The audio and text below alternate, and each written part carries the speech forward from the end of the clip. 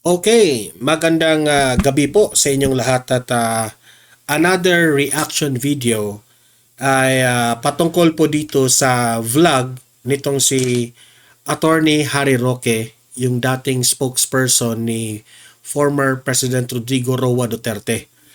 Na yes, yan nga ang mga malaking tanong ngayon ng taong bayan. Nasaan itong si Zaldico ngayon? Nasaan si Zaldico? At bakit importante na itong si Zaldico ay makausap ng taong bayan at mapanagot dito sa mga tanong na nasaan, paano ginasta ang pera ng taong bayan when it comes to talking about flood control projects. Okay? So, itong si Attorney Harry Roque ay pakinggan natin ang kanyang reaksyon patungkol po dito. Ano ba ang mahalaga dito sa sitwasyon na ito?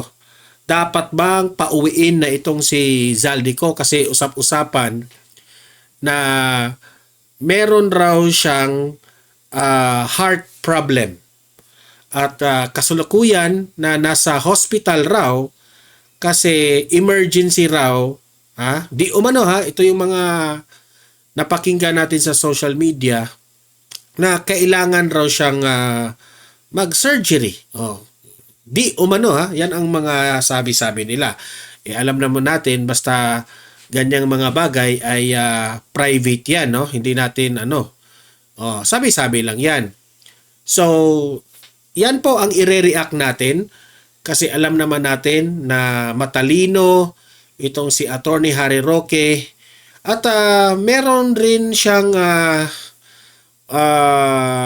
pinag-usapan patungkol po sa kanyang sarili, itong si Attorney Harry Roque, kung magde-decide ba siya na siya ay uuwi at haharapin niya ang mga kalaban sa politika, na handa na ba siyang makulong doon while ongoing ang kanyang kaso, kasi raw namimiss na niya raw yung kanyang pamilya. Ako I'm very parang naaawa na ako kay Attorney Harry Roque. Alam naman natin na si Attorney Harry Roque ay biktima lamang po sa mga kaaway sa politika. Okay? Pinag-initan lamang siya. Yan ang paniniwala natin. Okay? So, yun po ang mga pag-uusapan natin itong vlog ni Attorney Harry Roque.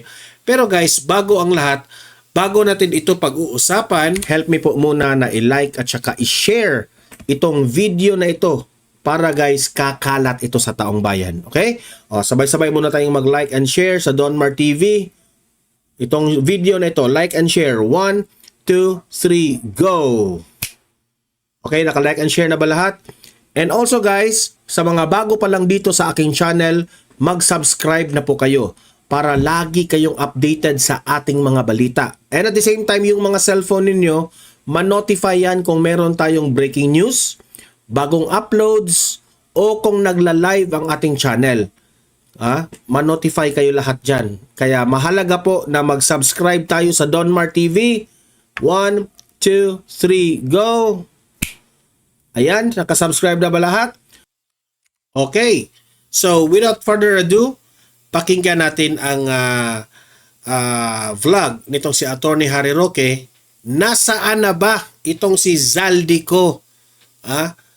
Ang bansang Pilipinas po ay nagka-problema dito sa korupsyon na lumalaganap at hindi po naiiwasan ng Administrasyong Marcos. Bakit kaya? Bakit napabayaan ito ni Bongbong Marcos? Heto, panoorin natin itong si Attorney Harry Roque. Attorney, pasok. Magandang araw po sa inyo, Nako, nagpapasalamat po ako sa lahat ng mga sumuporta, nagbigay ng mga messages of support at medyo nahabag dun sa ating Spokes Hour kahapon. Hindi ko naman po ninais na ma-depress ang iba, no? Sapat na ako na lang yung natidepress. Pero nakakataba naman po ng puso na ang dami sa ating mga kababayan ang nakidalamhati sa akin nung ako'y naging isang taon na mumuhay in exile sa mahal kong bayan na Pilipinas. Maraming salamat po at kinukuha naman po natin ang ating lakas sa inyong patuloy na tiwala at suporta. Gaya ng si Tatay Digong po ay kinukuha rin ang kanyang lakas sa inyong suporta at dasal. So ang aking hinihingi po, pagdasal po natin si Tatay Digong. Humingi rin po ako ng pagdarasal dahil ako po ngayon ay talagang nagmumuni-muni na kung anong gagawin. Dahil parang hindi ko na po talagang matiis na mawalay sa aking mga mahal sa buhay. Iniisip ko ngayon siguro na parang okay na rin na makulong panandalian, basta naman madalaw paminsan-minsan ng aking misis at ang aking mga anak at titingnan po natin ang mga options. Siyempre, nandiyan may katotohanan na sa dami ng aking pinakulong, lalo-lalo na yung mga mamamatay tao, gaya ng mga ambatuan, at saka yung mga kidnappers na yung isa po nakakulong ngayon, bagamat hindi pa napapatay. Actually, attorney, believe kami sa iyong katapangan, attorney. Mabuhay ka, attorney, at alam naman namin na in every problem there is always a solution.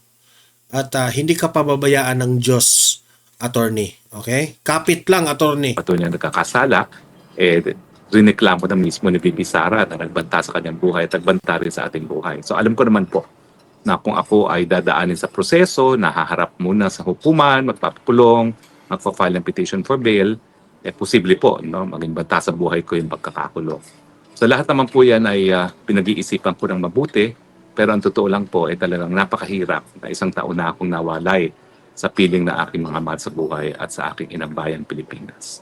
So, samahan niyo po ako magdasal for guidance from the Lord at kung ano man ang maging decision ko naman po ay malalaman ninyo. Pero ngayon po sa ating Spokes Hour, ang tanong, nasaan po si Zaldico?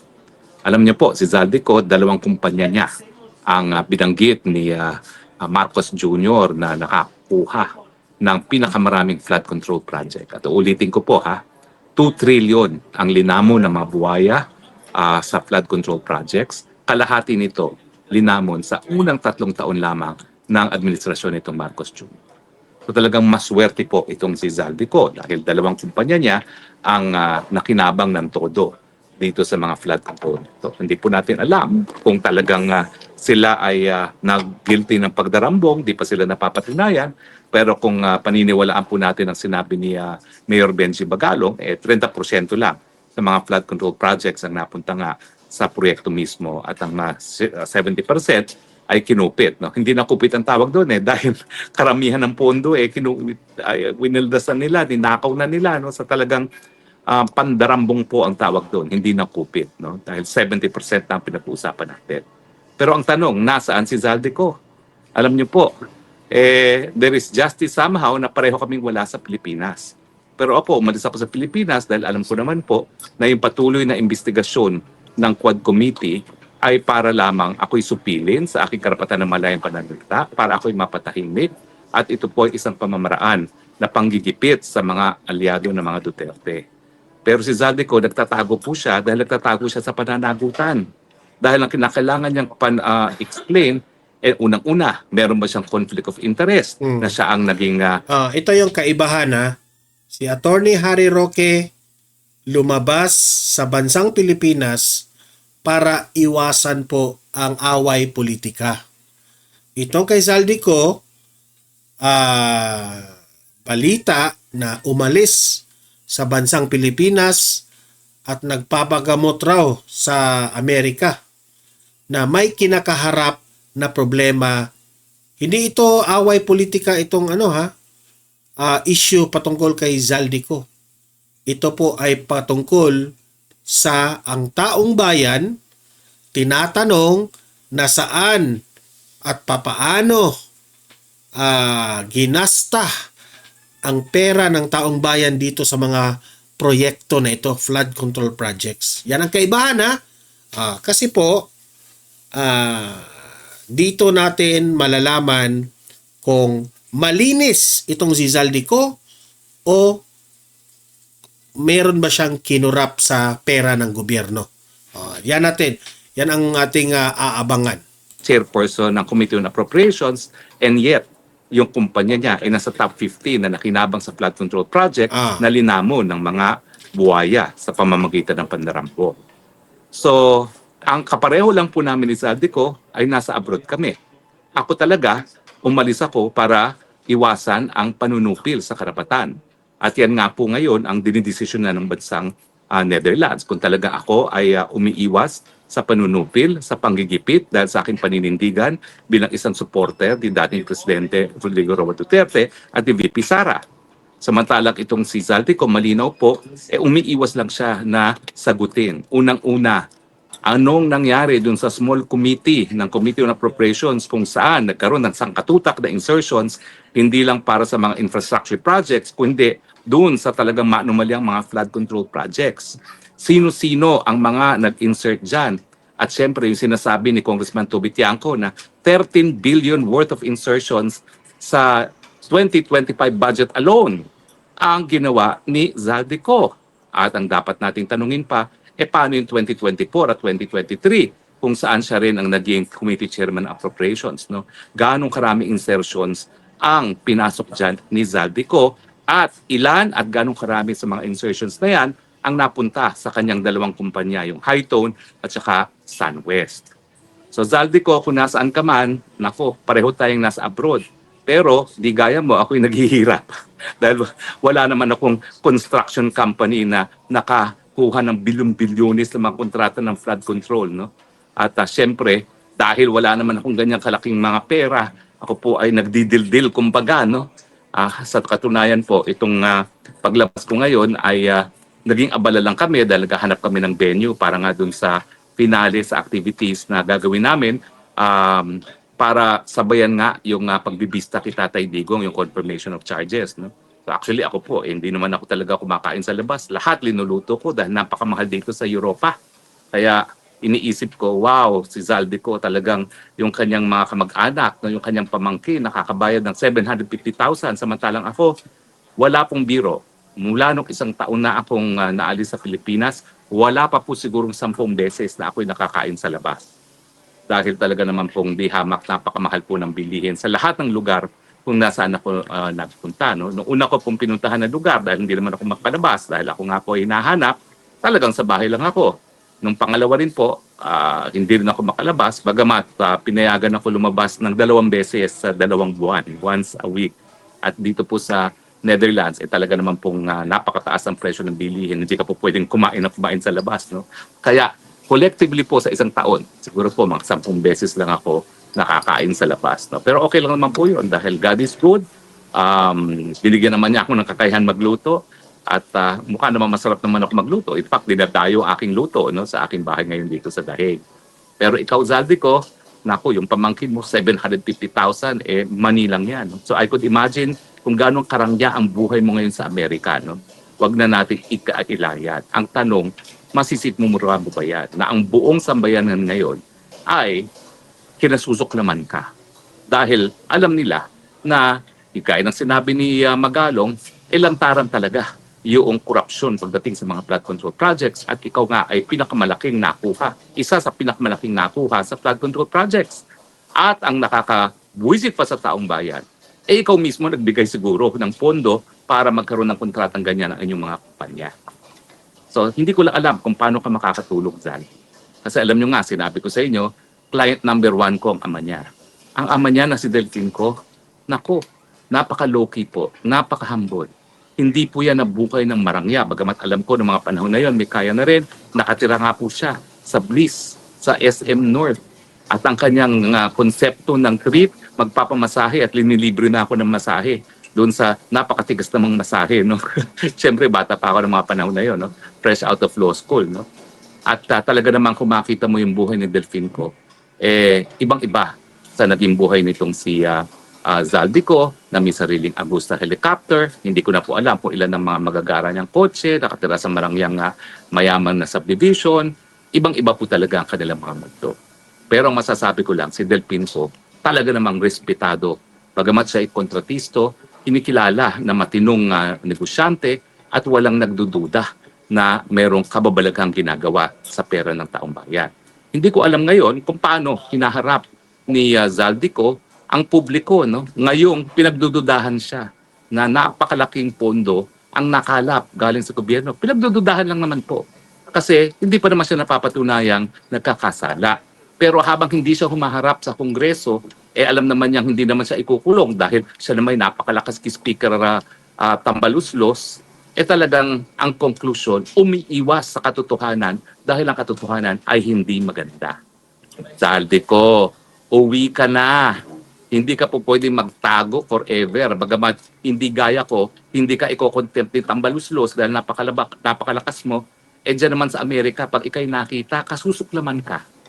Kadidirihan ka. Yan nga ang argumento ng iba eh. Pasalamat nga itong si Zaldico kasi kaalyado niya ang administrasyon, di ba? Lumabas ka na, mag-explain ka. Kung talagang malinis ka, Zaldico, wala kang itinatago, mag-explain ka para malinaw sa taong bayan. Kaya mabuti pa ang umuwi ka na at linisin mong pangalan mo kung kaya mo. Dahil lalabas at lalabas ang katotohanan. Lalo na ngayon, galit na ang taong bayan. Ngayong araw nga po meron tayong Black Friday protest. Kung kayo'y busit na sa mga pandarambong na nangyayari, pwede ba po? Sumama na kayo sa Black Friday protest. Sumamahan niyo si Ka Eric. Dalawa nga palang rally nangyayari sa EDSA ngayon. Yung rally po ni Ka Eric at yung Black Friday protest, nandyan po sa May Robinson. Kinakailangan po, ang galit ninyo hindi lang sa internet. Kinakailangan ang galit ninyo makita diyan sa lansangan. Ipakita natin muli na ang taong bayan ay tunay na soberenya at kapag ang taong bayan ay nagsabing tama na, sobra na, kinakailangan magbago na. At malinaw na po ang panawagan natin ngayon dahil ang Marcos Jr. ay pinayagan ang kumpanya ni Zaldico na nagbigay sa kanya ng napakadaming kontribusyon ng eleksyon para ma-corner ang mga manumaliyang 1 trillion worth of flood control. Ito pa yung tanong. Bakit itong si Bongbong Marcos hindi niya mabanggit-banggit ang pangalan ni Zaldico? Ikaw, Bongbong Marcos, kung totoo ka na you are for the Filipino people, kung totoo ka na galit ka sa mga corrupt officials, tanungin mo, Bongbong Marcos, ang mga tao na, not only tao, government officials na involved dito sa flood control, like ni Zaldico. Bakit hindi mo mabanggit-banggit ang pangalan ni Zaldico? Sabi nga ni VP Sara, if gustuhin man ng administrasyon na mapanagot itong mga corrupt dito sa gobyernong ito, isang araw lang pwede. Isang araw lang yan, pwede yan. Pero ang nangyari po dito kay Bongbong Marcos, idinidiin nila mismo ang mga contractors. Ang mga contractors po ay buntot lang. Sabi nga ng iba, buntot lang yan sa ahas ng Pilipinas. Dapat ang ulo ang dapat natin labanan dito sa korupsyon ng ito. Ang ulo raw itong Malacanang. Yung mga contractors, buntot lamang yan. Paano mo papatayin ang ahas? Sabi ni Banatbay, unahin mo yung ulo. Paano mo mapapatahimik itong korupsyon kung ihalin tulad natin ito sa isang ahas? Diba? Ang ulo ang unahin. Kasi marami ring nag-circulate na mga analysis ng malilikot na mga isipan ng taong bayan na baka itong si Bongbong Marcos ay sangkot dito kay at si Zaldico at ito si Bongbong Marcos ay magkaalyado rin. Baka may binibigay rin si Zaldico kay BBM. Yan ang mga sabi-sabi ng taong bayan na ang pinaka-mastermind dito sa korupsyon na ito ay yung presidente raw natin. Ako ayoko maniwala dyan not unless merong ebidensya. Pero ang nakakasakit lang, bakit ang presidente natin sa simulat sa pool, binabaliwala niya ang hinanaing ng taong bayan for the past 3 years na naging presidente itong si Bongbong Marcos. Binabaliwala niya itong korupsyon na ito at yan ang unang reklamo ng taong bayan. Di ba? Pumutok na lang ito kasi finak-check na ng kalikasan. Halos araw-araw nang nagbabaha. Halos every week na ang may napatunayan na substandard yung mga ginagawa ngayon ng administrasyon. Kanina pa nga, may napanood na naman akong tulay na delikado talaga.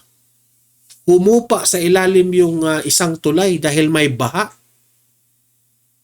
Sabi ng nag-video doon, ay, nasira ang tulay. Sa sobrang lakas ng baha. Kasi kung matino lamang ang kung matino lamang yung nagtatrabaho dito sa mga proyekto na ito, hindi na sana ito umabot pa ng ganito Para sa akin, late na nananawagan itong si Bongbong Marcos ng investigasyon dito sa mga korap. Dati nang sinabi yan sa mga kampo ni Duterte na ang daming korap sa year 2023 at 2024. Pero ayaw nyo at di nyo pinapaniwalaan ang mga kaalyado ni Duterte. Look at what happened now. Ayan. Aside from bumaha ng tubig, bumaha rin ang korupsyon. Di ba? Projects, kinakailangan Marcos resign. Hindi po pwedeng siya ay naghuhugas kamay. Ang katotohanan, Tama. hindi naman mangungurakot ng ganyan ng mga otoritista at mga politiko kung hindi niya binigyan ng basbas. O di naman kaya siya ay nagbulag-bulagan dahil yan ay mga kakampi niya. So ang ating sigaw ngayon sa Black Friday protest, Marcos resign, tama na, sobra na, lumabas na po kayo. Ano ba yan? Nadadaig na naman tayo ng ating mga kapatid na Indonesians na nandun, nagwawala na sa kalye, nagsasabi, tama na ang korupsyon ng kanilang mga members of parliament. No? Nadaig na tayo ng mga South Koreans na pinakita na hindi po pwede na isang presidente madedeklara ng martial law and get away with it. At yung ating mga kapatid na Thais na nagtanggal na naman ng isang nakaupong prime minister. Ano ba naman mga Pilipino, tayo nagsimula ng people power, pero bakit ngayon, nalantaran ng korupsyon, nalantaran ng galit ng Pilipino, hindi pa rin kayo lumalabas sa lansangan, kinakailangan lumabas na po kayo. At Zaldico, umuwi ka na. Dahil habang ikaw ay nagtatago Tito Bitiangco, lalong ang tao ay naniniwala na marami ka dapat talagang panagutan. Yan ang katotohanan. Habang hinahangaan ngayon ng taong bayan si Toby Tiangco at si Vico Soto at si Magalong, ang mga gaya mo kinasusuklaman. Actually, totoo mas sila pa nga yung mga hero ngayon, itong si Vico Soto, Toby Tiangco, at itong si Mayor Magalong. Kasi sila lang yung mga matapang na nagsasalita dito sa mga corrupt na mga ginagawa ng mga opisyalis ngayon. Yung iba dyan, paano lang yan Padaloy-daloy lang sila sa hangin. Wala silang, kahit alam nila na maraming korupsyon nangyayari, ay hindi nga sila nagkokomento. Di ba? At ako'y nalulungkot. Nakilala ko yung maginoo at magalang at talaga naman pong tuwid na ama na si Delpin ko ay nagkaroon ng anak na madadawit sa ganitong mga iskandalo. Sa tingin ko po, malulungkot ang yung ama sa mga balitang nakikita niya ngayon sa katunayan na nadawit ka dito sa flood control scandal dahil isa ka sa pinakamalaking na corner sa mga maanumalyang flood control projects. Hindi pa nga napapatunayan, ulitin ko yan, pero anong tinatago mo at kinakailangan ka magtago dyan sa Amerika? Medical. Sige nga, ahan ang iyong medical certificate at kinakailangan seryoso yan dahil ikaw, wala ka namang danger na ipapa-aresto ka, wala namang danger na ipakukontempt ka. Talagang ayaw mo lang sumagot. Lalo na ayaw mong sagutin yung mga tanong ni Toby Tiangco. Nasa ng proceedings ng small committee? Sino-sino mga nag-insert? Sino mga congressman ang nakinabang? At bakit ganun ka na lang kaimportante kitambaluslos that you got away with it? Oh, kasi Ano ba yan? baka may nakuha Kakonsyaba rin mo ba sila. si Mr. Specker? Kung kakonsyaba mo, magsalita ka na. Dahil alam naman namin na kung kakonsyaba mo ang tambaluslos, Dapat nga si speaker rin eh. Dapat magpaliwanag rin, di ba? hindi ikaw ang most guilty. Baka po pwede ka pang magkaroon ng deal. Sa tingin mo ba may forever? Hahabul at hahabulin din kayo ng gulong na katarungan. Correct. At malapit na nga po yan. Kaya kung ako ikaw, umuwi ka na, spill the beans. Kahit papano, pangalagaan mo mabuting pangalan na ginawa ng iyong ama na aking matalik na kaibigan na sa dilbin ko, huwag mong sirain ang kanyang napakabuting pangalan. Pwede ba yan, Zaldico? At least, alam mo naman na tama aking sinasabi. Talagang walang mapupula sa iyong ama. Napaka-gentle, napaka-humble, napaka-upright. Can you say the same thing about you? Di ko alam kung bakit naging iba ang takbo ng iyong kapalaran doon sa nakita mo naman sa iyong ama na napakamarangal ang pangalan at pamumuhay. Happy ka ba na kinasusuklaman ka ngayon? Happy ka ba na kapag tinitingnan ka, bagamat lahat ng karangyaan ay nasa iyo, talagang sinusunghalan naman ang pinanggalingan ng iyong mga kayamanan? Ay nako, ano na lang ang sasabihin mo sa mga anak pagdating sa pagkakataon na napatunayan? Sabi nga nila na may ambag kami sa kayamanan ninyo. Yung isang nepo baby nag-flex ng kanilang bahay. Sabi doon sa comment section, baka naman pa-check in ang bahay nyo kasi may ambag kami dyan eh. Tax yan ng taong bayan. Natatawa ko doon sa comment na yun. Kasi po, itong si Zaldico, malabo ang reason. Marami nagsasabi, panahon na binabanata nila si VP Sara dito sa confidential funds, halos araw-araw nagpapamedya si Zaldico at binabanatan si VP Sara. Sabi isauli raw ang nakaw na pera ni VP Sara. Ngayon, ikaw na ngayon, Zaldico we are talking here of billions of peso. Yung kay VP Sara, millions lang yun eh. Ikaw, bilyones.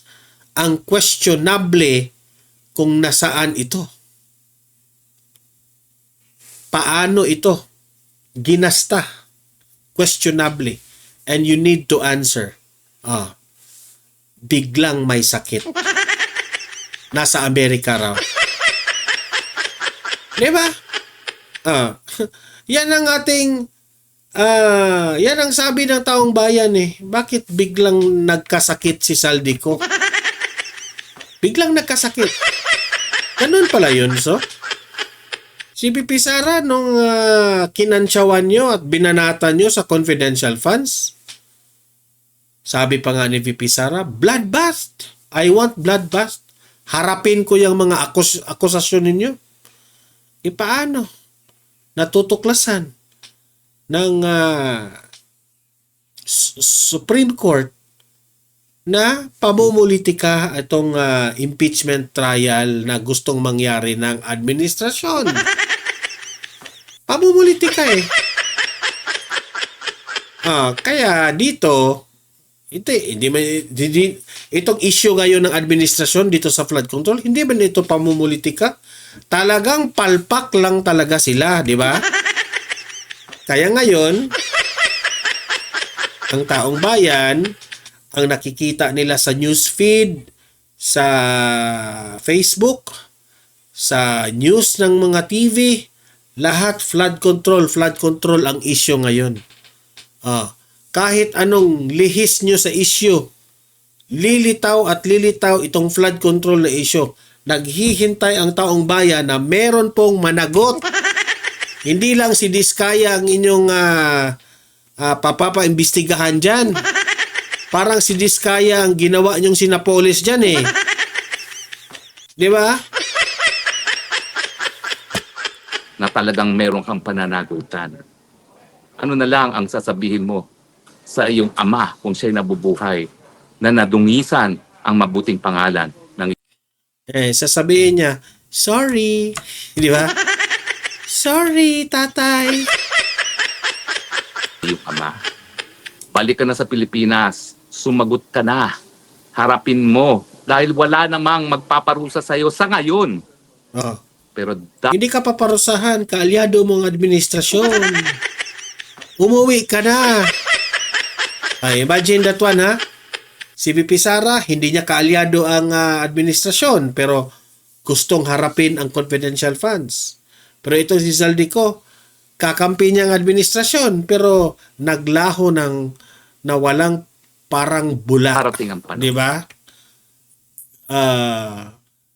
Parang kung merong bring Duterte home, meron ring bring Zaldi home, di ba? Zaldi ko! Magpakita ka na! Mahuhuli ka rin ng gulong ng katarungan. Mga kababayan, ha? Ulitin ko po, magtungo na po tayo sa EDSA. Sumapi na po tayo sa Black Friday protest. Bakit? Merong nagaganap dyan mga protesta dyan sa EDSA ngayon, ha? Ako gusto ko pumunta dyan eh. Kaso ang mahal-mahal, ano pa ako ng pera. Nag-iipon pa ako ng pera kasi manganganak pa yung asawa ko. So, tipid-tipid. Hindi pa tayo makapunta dyan sa EDSA. Pero gusto na akong mag-rally dyan eh. Galit tayo, taong bayan, sa kaliwat kanang korupsyon. Tapos, ang ending, kontraktor lang ang mananagot? No way! Dapat ang nangunguna, kung sinong may utak dito sa proyekto na ito, yun ang unahin natin. Bakit hindi binabantayan ang budget? Di ba? At ang higit sa lahat, yung may hawak sa budget. Ipatawag natin, Zaldico! Hoy, nasaan ka na? Umuwi ka na ng Pinas. Dahil unang-una, tama na, sobra na. Hindi po pwedeng wala sa tamang pag-iisip ang Pangulo. Sabi ni Atty. Harry Roque, tama na, sobra na. Sabi naman ni Zaldico, yes, tama na rin, ubus na. Alin, anong ubus? Pera? Sabi ni Atty. Harry Roque, tama na. Tama na. Enough is enough. Sabi naman ni Zaldico, tama na, ubus na ang pera. Walang ganun nangyari. Nagtatanong tayo eh, baka hindi natin alam, baka tinatago pa yung pera dyan sa Senado, sa Kongreso, no? At maitanong natin si Zaldico kung paano ito ginasta o hindi ba ito ginasta, bakit na substandard itong mga proyekto na ito, at bakit hinahayaan lang nila ang mga contractors, DPWH, itong mga COA, walang nag-inspect dito sa kapalpakan. Ayan tuloy, na fact check ang inyong Pangulong Marcos. Mayabang kasi. Yan, yabang pa sa 5,500 flood control projects. Ilabas nyo ang angas nyo ngayon. Ilabas nyo ang yabang nyo ngayon. Dahil kung wala siya sa tamang pag-iisip, wala pong solusyon sa problema na hinaharap ng bayan, mataas ang presyo ng bilihin. Kasi kung nasa tama yung pag-iisip, noong una pang taon, dapat sana ubos na yung problema na ito kasi inayos na ni Tatay Digong yung bansa natin eh. Dapat sana minintain lang ni Bangag ito. Anong ginawa? Anong ginawa niya? Nagbida-bida rin. Tingnan nyo ano nangyari. Budol tayong lahat. Budol tuloy. Babang sweldo, korupsyon. At yung katunayan na dahil wala siya sa tamang pag-iisip, kinaladkad niya tayo sa kuko ng isang giyera na wala naman tayong kinalaman. Tama na, sobra ng korupsyon. Mantakin ninyo, 1 trilyon linamo ng mga buwaya sa unang 3 taon lamang ng administrasyon ng Marcos para sa flood control projects na naging dahilan kung bakit naging lawa ang buong Luzon. Tama na, sobra na. Dahil hindi tama na binaba Tama na, sobra na, ubus na ang pera. Nasa bulsa na. baliwala ng mga contractors ang ating batas. Contractors, patawag rin natin ang mga contractors, di ba? Kongresista na contractors. At patuloy pong binibigay ang patuloy pong linalamon ang mga budget na dapat sana ay napupunta para maibsan ang kabuhayan ng mga Pilipino. Magalit na kayo Pilipino, karapatan niyo po bilang mga mamamayang Pilipino, ipahiwatig ang inyong galit sa pamamagitan ng inyong presensya dyan sa EDSA at hindi po pwedeng hanggang internet lamang. Dahil ang internet, binabaliwala ng mga buhaya sa gobyerno. Dahil sa tingin nila, wala namang physical na presensya yung internet. Pues, ipakita ninyo ang inyong physical na presensya. Ipakita ninyong galit. Karapatan nyo po yan. Magsalita at isigaw. Marcos resign. Tama na. Sobrang. Galing po sa Dahig, ito po yung spokesman ng bayan, nagsasabi, punta na po sa EDSA para Yan, nananawagan itong si Attorney Harry Roque na kung sino man ang nasa Maynila ngayon, pumunta na kayo sa EDSA at ipakita nyo ang iyong galit dito sa mga gumagawa ng mga kabalustugan dito sa gobyerno na ito. Huwag kayong gumaya ha, doon sa mga yelo na doon nagdadakdak sa gate ng Diskaya ha. Huwag kayong gumaya doon. Hindi po yun ang problema sa Diskaya. Isa lang sila po sa pahirap sa atin, pero ang tunay na problema, no, ay ang proseso kung papaano o bakit naging palpak itong mga proyekto na ito. At yan, uunahin natin mismo ang mga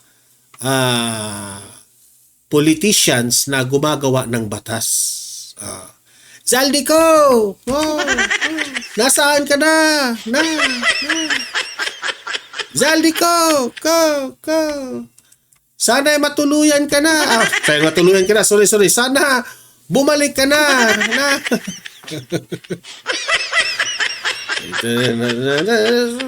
Ano tayo? Hindi tayo perfecto. Matuluyan ka na yung nasabi ko eh. Sana pag-pray natin si Zaldico na maayos yung kanyang operasyon sa heart. Kasi usap-usapan ngayon na may operation sa heart ba yun? Nagka-problema yung heart niya.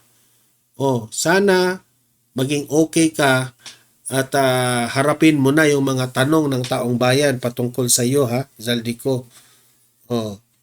At kayong mga contractors, ito lang yung payo ko sa inyo. Huwag kayong matakot. Sabihin nyo kung sino po ang mga corrupt na mga politicians. Alam ko, nagtatrabaho lang kayo, nagnenegosyo lang kayo.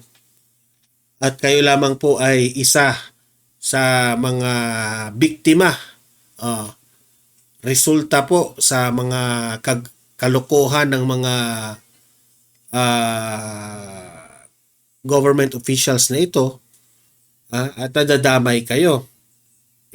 Medyo may pananagutan rin kayo, kayong mga contractors, pero if ayaw nyo na kayo lang ang sisisihin, ang payo ko sa inyo mga contractors na mga nakikinig ngayon, sabihin nyo, idamay nyo na ang mga politicians na katrabaho nyo dyan.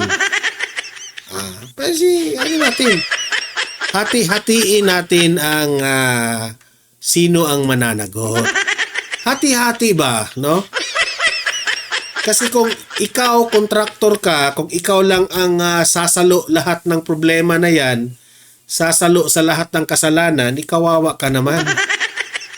'Di ba? Sobrang kawawa ka. Yun lang ang masasabi ko sa iyo. Kaya, mga contractors dyan na nakikinig sa Donmar TV, ha? Pag-isipan yung mabuti. Okay? Pag-isipan yung mabuti. Mintras, ha? Maaga pa. Sabihin nyo na. Dahil itong Blue Ribbon Committee ni Senator Rodante Marcoleta is willing to help you, is willing to listen, and will cater your revelations. Diba? Ay, nako. Mga contractors, pwede pa kayong maging hero dito sa sitwasyon na ito.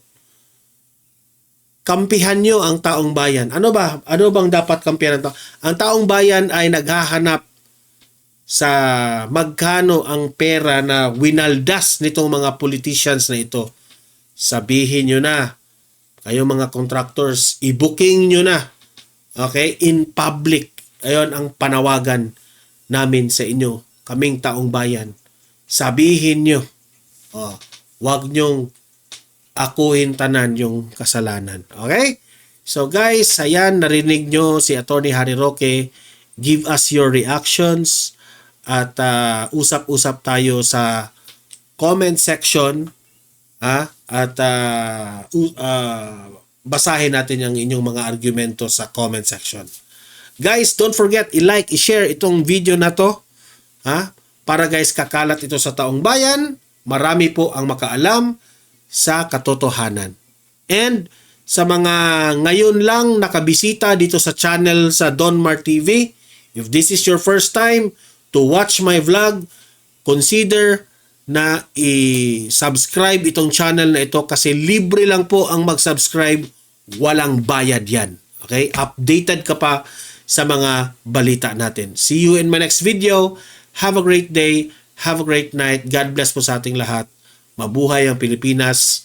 God save the Philippines. Bye-bye.